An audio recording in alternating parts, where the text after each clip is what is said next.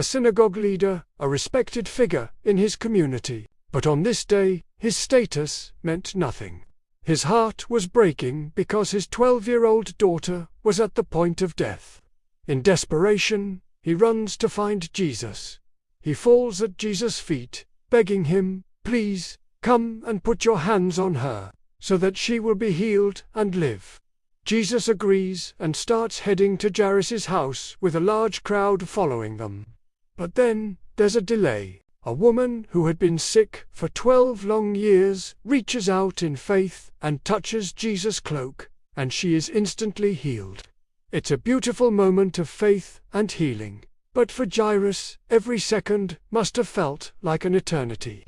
And then, his worst fear comes true. Messengers arrive from his house with devastating news: "Your daughter is dead. Why bother the teacher anymore?" Can you imagine the crushing weight of those words?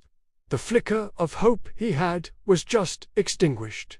It's over. The crowd probably fell silent, their faces filled with pity. But Jesus, overhearing what they said, turns to Jairus.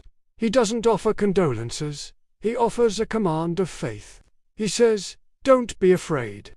Just believe." In the middle of despair, Jesus calls for belief. He dismisses the crowd and takes only Peter, James, and John, along with the girl's parents, into the house. Inside, the scene is exactly what you'd expect. People are crying, wailing, and mourning loudly.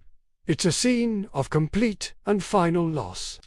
But Jesus walks in and asks, "Why all this commotion and wailing? The child is not dead but asleep." The mourners laugh at him. To them, it's absurd. They know death when they see it.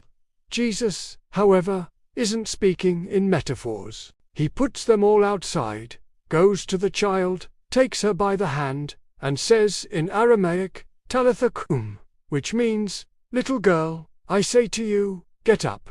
And immediately, the 12-year-old girl stands up and starts walking around. The reaction? They were completely astonished, utterly dumbfounded. Jesus had just done the impossible.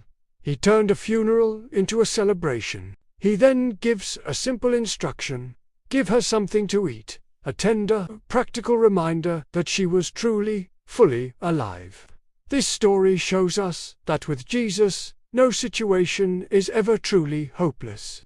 Even when everyone else says it's over, when logic and experience tell you there's no way, Jesus says, "Don't be afraid. Just believe."